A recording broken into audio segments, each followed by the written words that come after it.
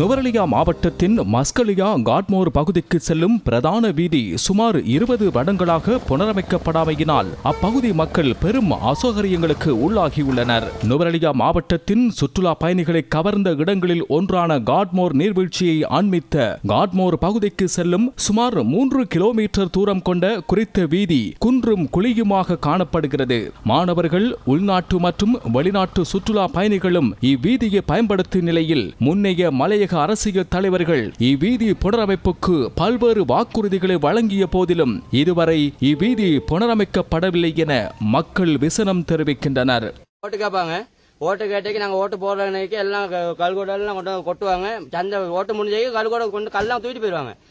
இப்போ எங்களுக்கு இங்கேருந்து 13 கிலோமீட்டர் மஸ்கிலியாக்கும். யாராவது பாபா கிடைக்கிறவங்களா சோமலா கொண்டு போய் பாதியில் இறந்து போயிடுவாங்க. ரோட்டு அப்படி 1500 குடும்பம் இருக்குன்னா இது ரோட்டை செய்ய மாட்டேங்கிறாங்க. எங்களுக்கு வந்து ரோட்டை நாங்க என்ன சாப்பாடு கேட்கற ரோட்டை தான் செஞ்சு கொடுக்கணும். எங்களுக்கு பெரும்பான்மையா டூரிஸ்ட் இங்கிட்டு வராங்க. சிரிப்பாத சீசன் ஆரம்பிச்சிருந்தானே அங்க பார்த்து முடிச்சவருக்கு இங்க தான் வராங்க. நிறைய வெஹிக்கிள் வருது. சரியா, ஒவ்வொரு வெஹிக்கிள் எல்லாம் வந்துச்சுன்னா 4 வீல் வாகனம் எல்லாம் வந்துச்சுன்னா பனியே தான் போகும். பனிய போறப்ப வந்து ரோட்டு ரொம்ப லைத்தூள் தான் போகுது. அந்த ரோட்டும் ரொம்பவே அப்செட்டா தான் இருக்கு. எல்லாம் உடஞ்சு தான் சேர் இருக்கு. சுகாதார வசதியினை பெற்றுக்கொள்ள நேரிடும் மக்கள் மிகுந்த அசௌகரியத்துடனேயே பயணிக்க வேண்டியுள்ளதாகவும் அவர்கள் தெரிவிக்கின்றனர். யாரும் பொண்ணே கொடுக்க மாட்டேங்கிறாங்க. இந்த ரோட்டை பார்த்துட்டு வர்றவங்க அப்படியே வந்துட்டு அப்படியே போயிருவாங்க. அப்படி ஒரு நிலைமையில போய் இருக்கு.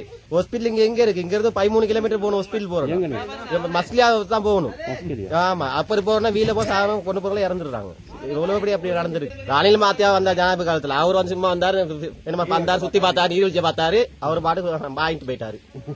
இந்நிலையில் தற்போதுள்ள தேசிய மக்கள் சக்தி அரசாங்கம் மக்களின் தேவையாகவும் சுற்றுலா பயணிகளை கவரக்கூடிய வகையிலும் உள்ள இப்பகுதியின் இவ்வீதியினை புனரமைத்து தருமாறு இம்மக்கள் கோரிக்கை விடுக்கின்றனர். இங்கே வந்து இறங்கின பிறகு உண்மையிலேயே நம்ம இந்த பிரதேசத்தில் வாழ நம்மட மக்கள் இந்த பிரதான வேண்டுகோள் அரைஞ்சு இந்த நீர்வீழ்ச்சிக்கு வர்றதுக்கான ரோட்டை செய்யணும் அப்படின்ட்டு. இப்போ இது வந்து ஒரு தனியார் தோட்டம் காட்டுமோ.